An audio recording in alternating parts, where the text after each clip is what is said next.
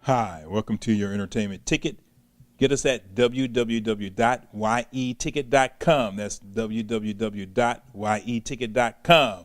I'm here with my buddy Steve Leibowitz. Hey guys. And I'm Al McGee. Well, you already know that. You better know that, right? Well, Steve, we just saw a movie the other night called Splice. Yeah. Yes. You know, I thought this was going to be some sexual, sexy, almost X-rated type of film from the name Splice. You know. Well, it almost was. Ugh, that was nasty. Oh my goodness! But we saw this horror film. Well, they try to be a horror film, right? Actually, I viewed it more as pure science fiction and horror. It's being billed, it's being advertised like it's a horror film, but I thought it was pure science fiction all the way. I know most people think when they hear science fiction, they think it's something taking place in outer space like Star Wars or far in the future like Blade Runner, but this was really, science fiction the way it's often written. Yeah. Well, it was about Splice is about this couple played by Adrian Brody and Sarah Polley.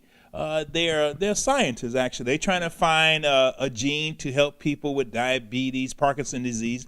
So they created these other type of creatures in their laboratory. The first two they created, they had a little success with them, but they decided to create another one, adding some human gene to it. And it came out half human with all these other different type of animal genes in it. And that's why it's called Splice. Right. Yeah. What they end up creating is what they eventually call Dren, because it's a female something. Female something is the only way you can describe it, because she takes on that amphibian. She almost like chirps like a bird, kind of. I don't know. I don't know. Chirps like a bird. Had feathers. It had a tail. Then it sprout real female titties. Yes. And then it got sexual at one time. It even raped somebody, not almost raped, but Yeah, she takes on a very, her own, she rapidly grows. It's not like, this takes over a number of years. It takes over a number of weeks. She becomes, we see her as a child first, and she, acts like a child, but, the way a child would act, but acts out and becomes a teenager and a young adult. And real quick, because the Splice is really growing very fast. Yes, great. Little child. The child is actually portrayed. They do get some actresses to play this thing. It's not like a CGI. Abigail Chu plays the young Drew. Yeah. And then Delphine. Someone's her Anthony, Chakao. I can't pronounce her last name. I'm sorry. Yeah, I know, right? I'm sorry. I'll let you do that. I'm sorry, baby, but she played the adult Chu, and that's another thing I thought was the makeup design. The makeup design was by Amro Atia, who actually designed the right. Chu, did a great deal. K&B did the makeup effects. All that was really solid stuff. Yeah, it wasn't CGI. That's the only thing I like about this film. Why do I say that's the only thing I like about this film? Well, first of all, Adrian Brody's character, he played Clive. He's such a wuss. Yeah. He let his girlfriend, Elsa whipped. Cass, He's a new way tell him everything to do. New definition of whipped. And then their boss, played by David Hewitt, he was William Barlow. You saw him from Stargate, Atlantis, and things like that. In fact, I didn't like him in that either. But, I just didn't like the couple. And then she had her mother issues. We really didn't understand all the mother issues. They didn't bring that out. It was just too much missing from this.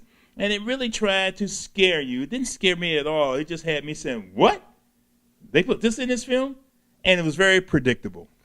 Mostly predictable, yes, I would say that too. Like I said, there's plenty of long, drawn-out parts in this movie. It's really boring. They do try to focus more on character, which sometimes it works, sometimes it doesn't, because you see how this couple, how they relate to this new creature they created, and how the relationship does evolve, how really evolve. Right. How these two people view this, this creation of theirs.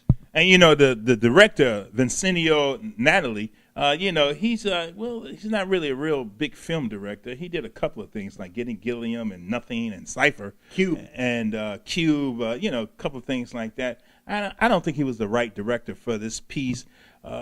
But again, it's not for everybody. It's not for everybody. He's an artsy director, so it does have an artsy feel to it. It did. This movie really is for the die-hard science fiction fan. Yep. Really, I think anyone outside of But I'm a science fiction fan, and I'm a die-hard science fiction fan. I didn't really? enjoy it. You didn't? I thought, well, it's okay. I think so. So not every die-hard science fiction fan, I'll accept it, but I think some people who are really... Because they didn't go far enough. For example, when the creature... the sprouted wings. They didn't let that creature explore that or anything like that. When they first out, and then also the creature can breathe underwater. They didn't go far enough for me for a science fiction type of film. That's why I could not enjoy this. I said, let's go further with this. They said, no, Al, we're going to put the brakes on right here. We only have so many minutes and so much money, and we're shooting this in Canada, so this is it. Yeah. No, I totally agree. I just thought, I knew what they were going for, and I knew it's going to really fall in for a niche crowd. People were expecting something like Species, where that was better. Yeah, Species is better, and people were expecting something like that because it's sort of advertised like some kind of creature going on a killing spree. It doesn't happen that way. Basically, the movie moves at a very deliberate pace, trying to really focus on character and the fact of trying to explore what would happen if this really happened in the world of science fiction. Well, how many palm trees you gonna give it? I am gonna give it. And it just gets there, 3 palm trees. So you make this an average film? An average film because, like I said, I found it. When I walked out of the movie, I didn't know how many palm trees to give it. I just walked out so confused because it was just so. I was intrigued, but I didn't know and I knew there was many parts I didn't like, but I just, after a lot of afterthought towards it, I just make it. It just gets that last leaf to get to the last. Make it a 3 full palm trees. What do you give it in it? I'm giving it like 2 palm trees. Really 1.5. I didn't enjoy it. It was just too predictable, and it didn't go far enough. And then the ending, the ending was just a little bit surprising, but you kind of figured that out in the first place anyway. And like I say, it wasn't enough for me. It just wasn't enough. So I'm going to give it 1.5 palm trees for Splice. I would not recommend you spend your money on this film at all, and don't even get it on DVD. Wait till it comes to cable. And I hope that's soon. Yeah, I hope if you wait for cable, at least if you don't like it, you can change the channel. That's right. Hey, I'm Al McGee, and this is Stephen Leibowitz. This is your entertainment ticket. This is yeticket.com, www.yeticket.com. Hey, keep watching us every day. And the day after. You better, baby. And don't get spliced. Get